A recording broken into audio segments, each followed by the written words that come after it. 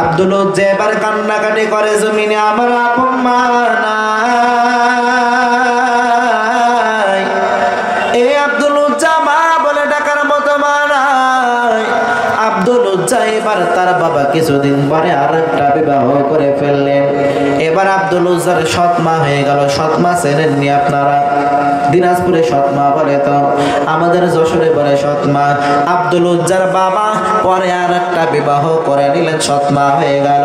সৎ মায়ের কাছে এবার আব্দুল উজ্জা লালিত পালিত হতে লাগলেন। এরপরে কিছুদিন যাওয়ার পর এবার আব্দুল উজ্জার বাবা জমিন ছেড়ে বিদায় নিয়ে নিল। আব্দুল উজ্জা কান্নাকারি করে, জমিনের ভিতরে আমার আপন মা নাই, আমার আপন বাবাও নাই। এরপরে আব্দুল উজ্জা তার সৎ মায়ের কাছে লালিত পালিত হইতে লাগলেন। কিছুদিন পরে সৎ মা আব্দুল উজ্জাকে আর লালিত পালিত করে না। আব্দুল উজ্জাকে ডাক দিয়ে জানা দেয়, আব্দুল উজ্জা আমি আর তোকে বিন্দু পরিমাণে লালিত পালিত করতে পারবো না, বরঞ্চ তুই তোর চাচার বাসায় চলে যা। তোর চাচা হলো বেঈমানদের সর্দার, মূর্তি পূজার যারা তাদের সর্দার। তোর চাচার বিন্দু পরিমাণ টাকার কোনো কমতি নাই, তুই তোর চাচার বাসায় চলে যা। তোর চাচা তোকে লালিত পালিত করবে, খাবার দাবার পোশাকের খরচ সব তোর চাচা বহন করবে। এরপরে সৎ মা ধরে আব্দুল উজ্জাকে তার চাচার বাসায় নিয়ে যাওয়ার পর আব্দুল উজ্জাকে এবার তার চাচার সামনে হাজির করার পর তার চাচাকে ডাক দিয়ে বলে, ও আব্দুল উজ্জার চাচা। আব্দুল উজ্জার আপন মা জমিন ছেড়ে বিদায় নিয়ে নিল, তার আপন বাবা জমিন ছেড়ে বিদায় নিয়ে নিল। এখন তোরা আমার পক্ষে লালিত পালিত করা কোনো সম্ভব না, যার কারণে আব্দুল উজ্জা ছোট্ট মানুষ, তার চাচাও বেঈমান, মাও বেঈমান, বাবা সকলে বড় বেঈমান, সকলে মূর্তি পূজা করে। তাহলে ইমানদার নাকি মুমিন? হ্যাঁ, সকলে মূর্তি পূজা করে, ইমানদার নাকি মুমিন? আরে জোরে বলেন। সকলে বড় বেঈমান। আব্দুল উজ্জা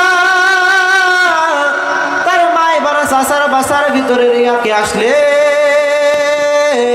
চাচার বাসায় এবার আব্দুল উজ্জা লালিত পালিত হইতে লাগলেন।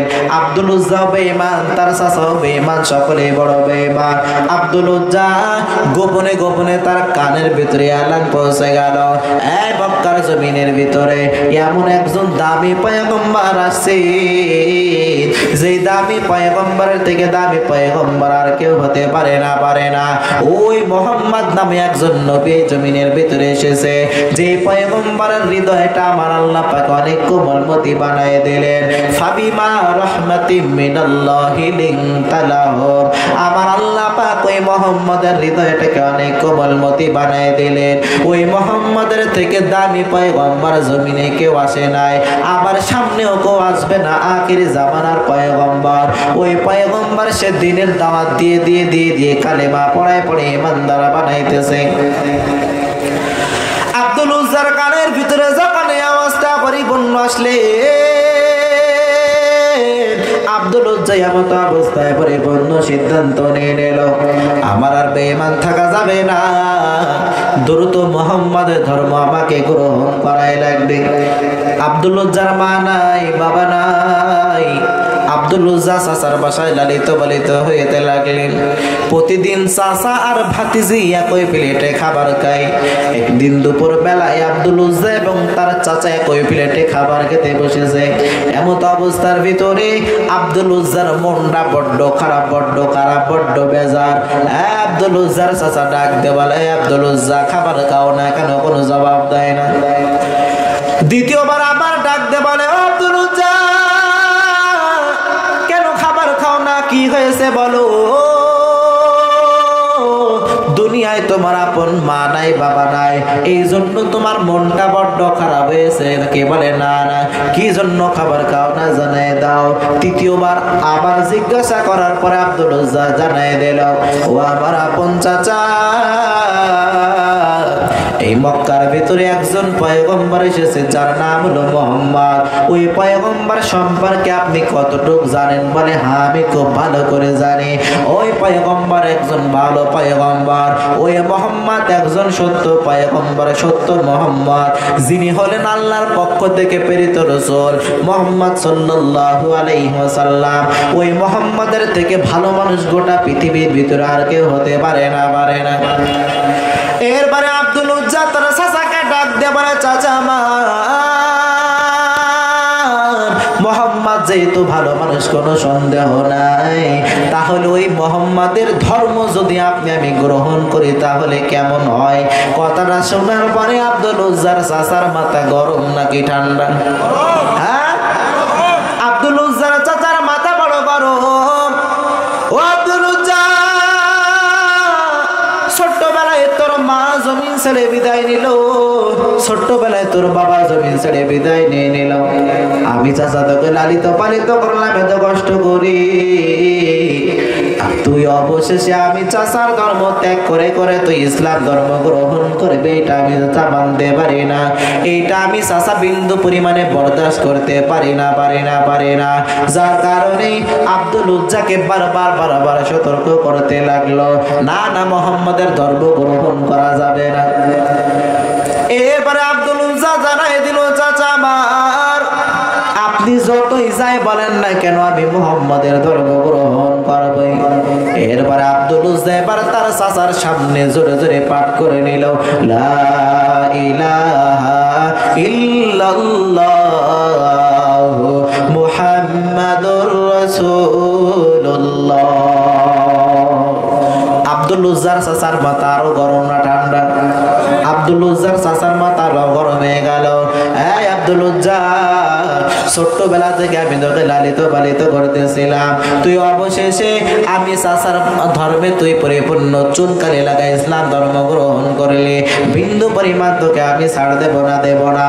ইসলাম ধর্ম যেহেতু গ্রহণ করছো, দ্রুত আমার থেকে দূরে চলে যাও, আমার বাসা থেকে তুমি পরিপূর্ণ চলে যাও, এবং আমি চাচার সাথে কোনো সম্পর্ক রাখতে পারবে না। এরপরে আব্দুল উজ্জা জানাই দিল, ও চাচা আমার, আপনি আমাকে যত লাইনে শাস্তি দেন না কেন, বিন্দু পরিমাণ আমি ইমান হারা হতে চাই না। আব্দুল উজ্জা তাকে এবার ডাক দিয়ে জানাই দিল, ও আব্দুল উজ্জা, ইসলাম ধর্ম যেহেতু গ্রহণ করেছ, কালেমা যেহেতু পড়ে ফেলছ, আমি বাপ দাদা চাচার ধর্ম যেহেতু ত্যাগ করে ফেলছ, তাহলে আমি চাচা তোকে যত সম্পদ দিয়েছি সব সম্পদ গুলো আমাকে ফেরত দিয়ে দাও। এরপরে আব্দুল উজ্জা তার চাচা যত সম্পদ দিয়েছিল, যা কিছু দিয়েছিল, সব কিছু এবার ধীরে ধীরে নিয়ে চাচার সামনে হাজির করে ফেললো। ও চাচা, সব সম্পদ গুলো নিয়ে নাও, তারপরও আমি বিন্দু পরিমাণ ইমান হারা হতে চাই না। এরপরে আব্দুল উজ্জা সমস্ত সম্পদ গুলো চাচার হাতে তুলে দিলেন। চাচার হাতে তুলে দেওয়ার পর চাচাকে এবার ডাক দিয়ে জানাই দিল, আমি আমার মুহাম্মাদের দরবারে চলে যাইতেছি, ওই মসজিদে নববীর ভিতরে আমি পরিপূর্ণ চলে যাইতেছি। চাচা এবার ডাক দিয়ে বলে, আব্দুল উজ্জা, হবে না, তুমি আব্দুল উজ্জা পরনে যে পোশাকগুলো আছে, এই পোশাকগুলো তো আমি চাচার টাকা দিয়ে ক্রয় করা, এই পোশাকগুলো আমাকে পরিপূর্ণ ফেরত দেওয়া লাগবে। আব্দুল উজ্জা বিন্দু পরিমাণে কোনো কথা চিন্তা না করিয়া তার পরনে থেকে সমস্ত কাপড়গুলো খুলে চাচার সামনে হাজির করে দিল। আব্দুল উজ্জার পরনে একটা লুঙ্গি আছে, আর কিছু নাই। এরপরে আব্দুল উজ্জা তার সমস্ত গায়ের জামা কাপড়গুলো খুলে রেখে এবার আব্দুল উজ্জা সেবার পয়গম্বরের দরবারে রওনা করবেন মসজিদে নববীর ভিতরে। এমন তো অবস্থার ভিতরে আব্দুল উজ্জার চাচা আবার ডাক দিয়ে জানাই দিল, এই আব্দুল উজ্জা, কই যাও? বলে আমি মুহাম্মাদের দরবারে চলে যাইতেছি। বলে হবে না, তুমি আব্দুল উজ্জার পরনে যে লুঙ্গিটা রয়েছে, লুঙ্গিটা হতো আমি চাচার টাকায় ক্রয় করা, মুহাম্মাদের ধর্ম গ্রহণ করেছো, ইসলাম ধর্ম গ্রহণ করেছো, ভালো কথা। এই লুঙ্গিটাও আমাকে খুলে খুলে দিয়ে যাওয়া লাগবে। লুঙ্গিটা নিয়ে তুমি মুহাম্মাদের ধর্ম গ্রহণ করে চলে যাবে, এটা হতে পারে না। আব্দুল লজ্জা এবারে চোখের পানি ছেড়ে কান্নাকাটি করে আর বলে, চাচা ছোট্টবেলায় আমি মা হারাইলাম, ছোট্টবেলায় বাবা হারাইলাম, যার কারণে আমার সৎমা আমার বাসার না রেখে রেখে আপনি চাচার বাসার ভিতরে আমাকে রেখে দিলেন। আর আমি এখন মুহাম্মাদের ধর্ম গ্রহণ করার কারণে আমার সমস্ত সম্পদগুলো আপনি চাচা চিনে চিনে নিয়ে নিলেন, এমনকি আমার সমস্ত পোশাকগুলো আপনি খুলে খুলে নিয়ে নিলেন। শেষ পর্যন্ত আমার পরনে একটা লুঙ্গি রয়েছে, লুঙ্গিটাও কি আপনি খুলে নিয়ে নেবেন? ও চাচা, আপনার দিলে কি একটু মায়া জাগবে না? চাচা ডাক দিয়ে বলে, আব্দুল উজ্জা রে, কোনো কান্নাকাটিতে হবে না, কোনো কান্না চোখের পানিতে আমার দিল নরম হবে না। তুই ইসলাম ধর্ম গ্রহণ করছো, এ পরিপূর্ণ লুঙ্গিটা আমাকে দিয়ে দেওয়া লাগবে। আব্দুল উজ্জা ডাক দিয়ে বলে, চাচা আমার লুঙ্গিটা আমাকে একটু ভিক্ষা দিয়ে দেন। এই লুঙ্গি পরে পরে পরে পরে পরে পরে আমি মসজিদে নববীর ভিতরে চলে যাইব, আমার পয়গম্বরের দরবারে আমি পরিপূর্ণ চলে যাইব। আব্দুল উজ্জার চাচা ডাক দিয়ে বলে, আব্দুল উজ্জা হবে না, লুঙ্গিটা যদি তুমি নিতে চাও তাহলে পরিপূর্ণ ঈমান তোমাকে ছাড়া লাগবে, দ্রুত ইসলাম ধর্ম থেকে ফিরে এসে আমাদের ধর্মে আবার আসা লাগবে, তাহলে তুমি লুঙ্গিটা পেয়ে যাইবা। বলে, না না না না, লুঙ্গি কেন? আমার দেহের তাজা রক্তের বিনিময়ে যদি আমার ঈমানকে টিকিয়ে রাখা লাগে, আমার পরিপূর্ণ জীবনের বিনিময়ে যদি ঈমানকে টিকিয়ে রাখা লাগে, তারপরও আমি ঈমান টিকিয়ে রাখবো, বেঈমান আমি হব না। এরপরে আব্দুল উজ্জা তার চাচা এবার আব্দুল উজ্জার পরনে থেকে লুঙ্গি টেনে টেনে টেনে টেনে খুলে নিয়ে নিল। আব্দুল উজ্জা রে, দুনিয়ার ভেতরে কোনো আহামরি বড় কোনো অপরাধ করেছে বিষয়টা এমন না। আব্দুল উজ্জার একটাই অপরাধ, সেটা হলো কি বলেন? আরো জোরে বলেন। আব্দুল উজ্জার একটাই অপরাধ, সেটা হলো ঈমান আনে কালেমা পড়া, কালেমা পড়া, যার কারণে আব্দুল উজ্জার লুঙ্গিটা এবার টেনে টেনে খুলে নিয়ে নিল। চাচা এমত অবস্থার ভিতরে আব্দুল উজ্জা তার লজ্জা স্থান ধরে তার সৎ মায়ের দরবারে যায়।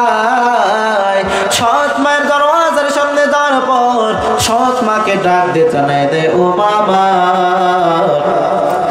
কই আপনি ঘর থেকে বাহির হয়ে যান। এরপরে সৎ মা দরওয়াজা খুলে দেখে, আব্দুল উজ্জা তোমার এই হালত কেন?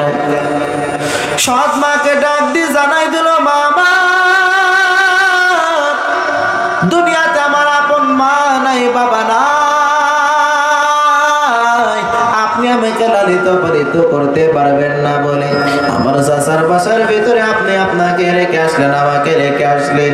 ওই চাচার ধর্ম ত্যাগ করে করে ইসলাম ধর্ম আমি গ্রহণ করেছি, যার কারণে আমার ওই চাচা সমস্ত সম্পদগুলো আমার থেকে চিনে চিনে নিয়ে নিল, যার কারণে ওই চাচা আমার সমস্ত কাপড়গুলো খুলে খুলে খুলে খুলে নিয়ে নিল।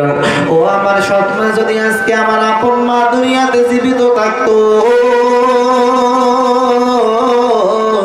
তাহলে আমার আপন মা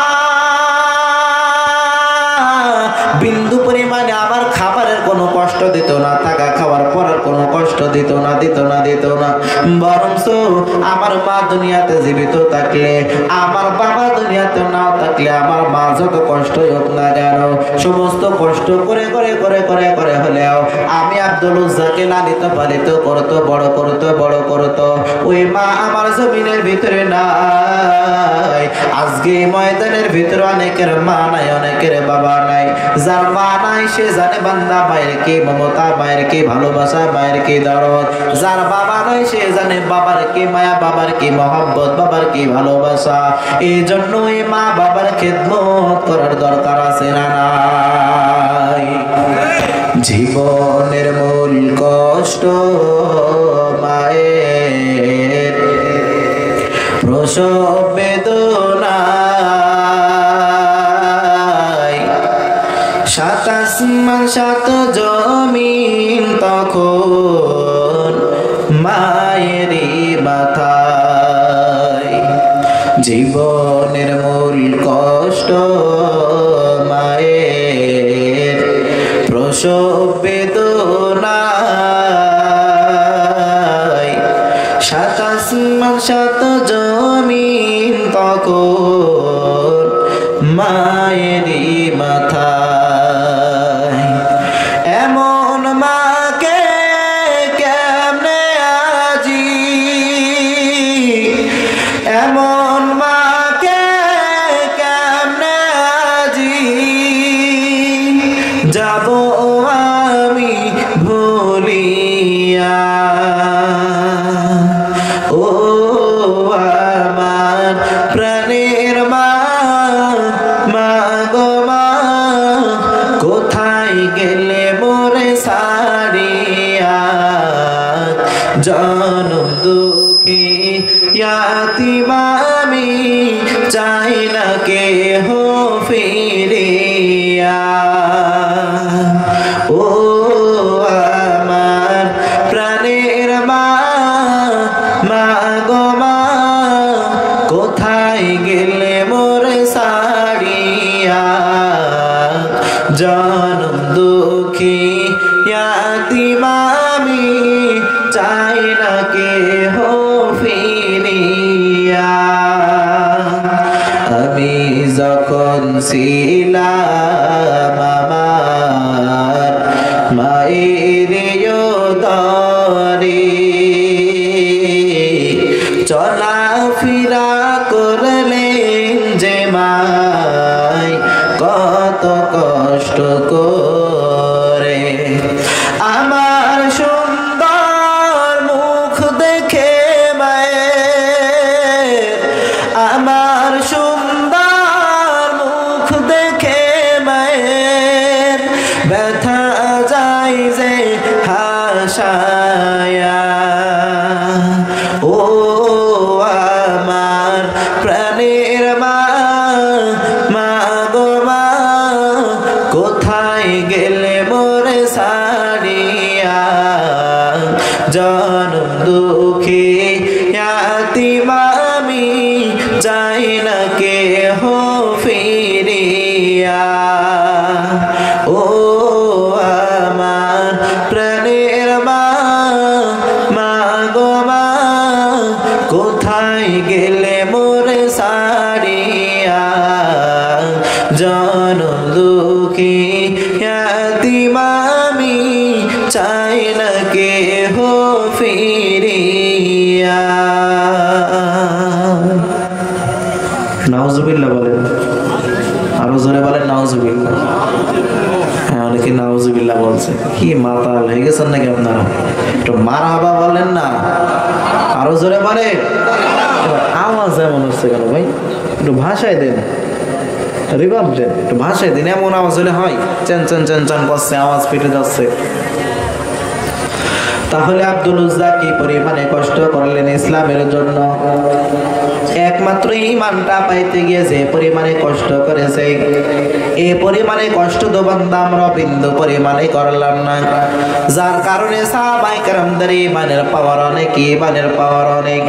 সাহাবায়ে কেরাম ঈমান পাইতে গিয়ে রক্ত ঝরাইলেন, জীবন দিলেন, ছেলে মেয়ে আত্মীয় স্বজন ভাই বোন সকলকে কুরবান করে দিলেন। এরপরে আব্দুল উজ্জা তার সৎ মাকে ডাক দিয়ে জানায় দেয়, এই আমার মা, ঘর থেকে একটা কাপড়ের ব্যবস্থা করে দাও। আব্দুল উজ্জা তার সৎ মা এবার ঘর থেকে একটা কম্বলের ব্যবস্থা করে দিলেন। এই কম্বল দিয়ে আব্দুল উজ্জা তার লজ্জাস্থান পরিপূর্ণ ঢেকে নিলেন এবং তার সৎ মাকে জানায় দিলেন, ও মা আমার, দুনিয়াতে যদি আপনি বেঈমান হয়ে যদি মৃত্যুবরণ করেন, তাহলে আপনার সাথে আর বিন্দু পরিমাণে কখনো সাক্ষাৎ হবে না, দেখা হবে না। যদি ঈমান গ্রহণ করে মরতে পারেন, তাহলে পরকালে জান্নাতে গিয়ে আপনার সাথে দেখা হবে। কারণ পরকালে রাস্তা হলো দুইটা, একটা হলো জান্নাত আর একটা হলো জাহান্নাম। ফারিকুম ফিল জান্নাতি ওয়া ফারিকুম ফিস সাঈর। একটা হলো জান্নাতের রাস্তা আর একটা হলো জাহান্নামের রাস্তা। যদি ঈমান গ্রহণ করে যদি মুসলমানে মৃত্যুবরণ করতে পারেন, তাহলে পরকালে জান্নাতে আপনার সাথে দেখা হয়ে যাবে। আর যদি ঈমান না গ্রহণ করে যদি দুনিয়া থেকে মৃত্যুবরণ করে,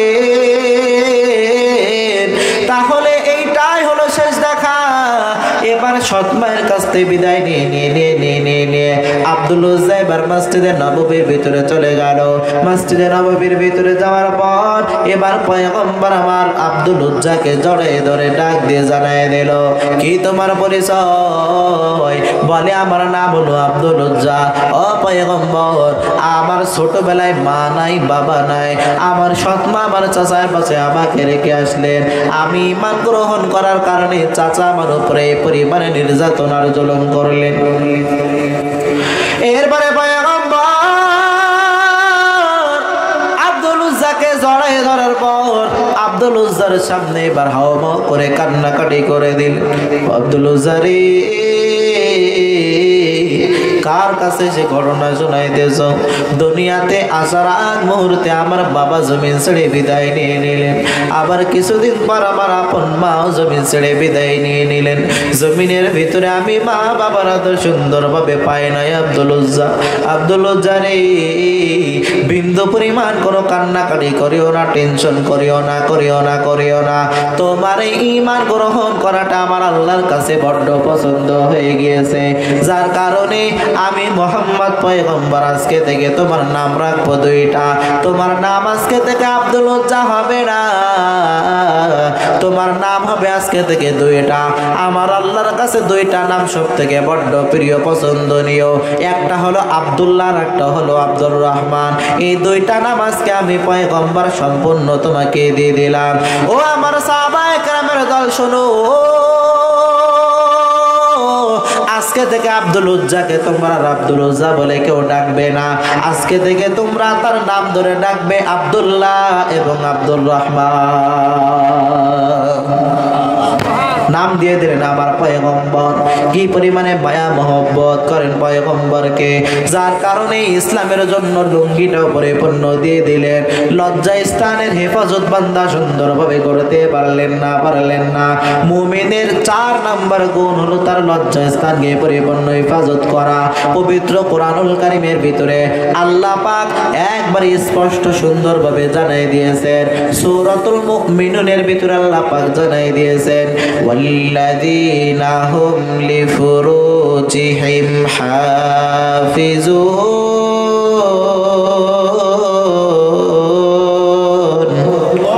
আল্লাহ পাক জানাই দিলেন মুমিন বান্দার 4 নাম্বার গুণ হলো মুমিন বান্দা লজ্জা স্থানকে হেফাজত করবে। কিন্তু আব্দুল উজ্জা লজ্জা স্থানকে হেফাজত করতে পারলেন না। এই লজ্জা স্থানকে হেফাজত করলেন তার সৎ মায়ের কাছ থেকে কম্বল নিয়ে ইসলামের জন্য কি পরিমাণে সে কোরবান করলেন, ত্যাগ স্বীকার করলেন। আরে আল্লাহর গোলামের দল, ও আমার কলিজার টুকরো যুবক ভাইরা, ও হোসেনপুর এলাকার আমার মা বোনেরা, গভীর মনোযোগ দিয়ে শুনবে। ও আমার যুবক ভাইরা, ভালো করে শোনে। বৃদ্ধ বাবাজি, কলিজার টুকরো যুবক ভাইরা, গভীর মনোযোগ দিয়ে শোনেন। যদি দুনিয়াতে শান্তি এবং পরকালে মুক্তি পাইতে চান, তাহলে নামাজ পড়ার বান্দা বিকল্প কোনো পথ হতে পারে না। 5 ওয়াক্ত নামাজ বান্দা সুন্দরভাবে আদায় করে নাও, কারণ মুমিন বান্দার 1 নাম্বার গুণ হলো নামাজ। ওয়াল্লাযীনা হুম লিফুরুজিহিম হাফিজুন। মুমিন বান্দার 4 নাম্বার গুণ হলো লজ্জা স্থানকে হেফাজত করা। এবার মুমিন বান্দার 1 নাম্বার গুণ হলো 5 ওয়াক্ত নামাজ। আল্লাযীনা হুম ফি সালাতিহিম খাশিউন।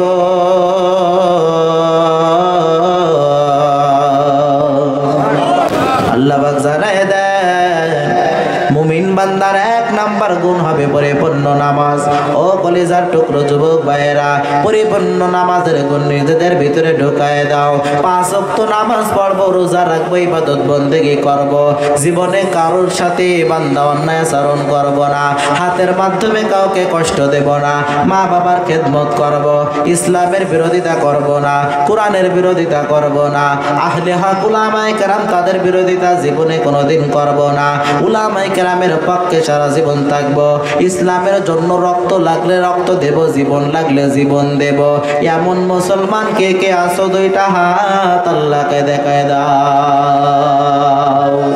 আলহামদুলিল্লাহি রাব্বিল আলামিন والصلاة والسلام على خير خلقه محمد وعلى آله وأصحابه أجمعين يا رب لك الحمد كما ينبغي لجلال وجهك وعظيم سلطانك اللهم إنك عفو تحب العفو فاعف عني اللهم إني أعوذ بك من البراس والجنون والجزام ومن سيء الأسقام يا أرحم الراحمين يا أرحم الراحمين يا أرحم الراحمين খোদার মালিক এই গভীর রজনীর ভিতরে আপনার বান্দা বান্দিরা নিম্ন মানের বিছানায় বসিয়া বসিয়া 2 ঘন্টা যাবত কোরআন সুন্নাহর আলোচনা তারা শ্রবণ করলো আল্লাহ খোদার মালিক গুনার বোঝা লইয়া আপনার শাহী দরবারে আমরা হাত উঠাইছি আল্লাহ মেহেরবানি করে আমাদের জীবনের সমস্ত গুনাহগুলো আপনি maaf করে দেন আল্লাহ খোদার মালিক কি পরিমাণে গুনাহ করলাম এই গুনার বোঝা লইয়া আপনার শাহী দরবারে হাত উঠাইতে বড় লজ্জা পায় বড় ভয় পায় আল্লাহ মেহেরবানি করে আমাদের গুনার দিকে না তাকায়া আপনার ইয়াতিম নবীর ওসিলায় আমাদের পরিপূর্ণ maaf করে দেন খোদার মালিক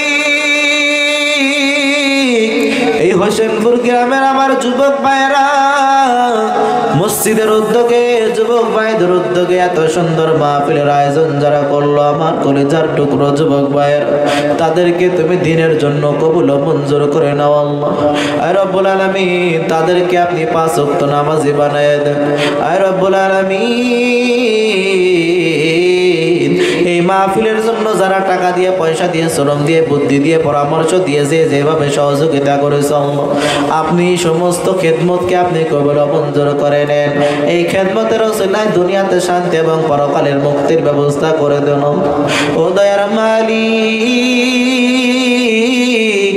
এই ময়দানে এমন লোক আছে যাদের মা নাই বাবাও নাই দুনিয়াতে মা বলে ডাকার মতো মা নাই বাবা বলে ডাকার মতো বাবা নাই যাদের মা বাবা অন্ধকার গহীন কবরে চলে গেছে কত মানুষ আছে মা বলে ডাকতে পারে না বাবা বলে ডাকতে পারে না রব্বুল আলামিন যার মা নাই সে জানে মায়ের কি মহব্বত মায়ের কি মায়া দুনিয়ার ভিতরে যাদের মা আছে মা বলে ডাকে কত সুন্দর করে মা জবান দিয়ে উত্তর নেয় জবাব নেয় কিন্তু যাদের মা নাই মা বলে ডাকলেও মায়ের জবান থেকে কোনো জবাব আসে না দুনিয়াতে ওই মার মতো মহব্বত ভালোবাসার মানুষ আর কেউ নাই যারা বাবা হারায় বড় এতিম যারা মা হারায় বড় এতিম আল্লাহ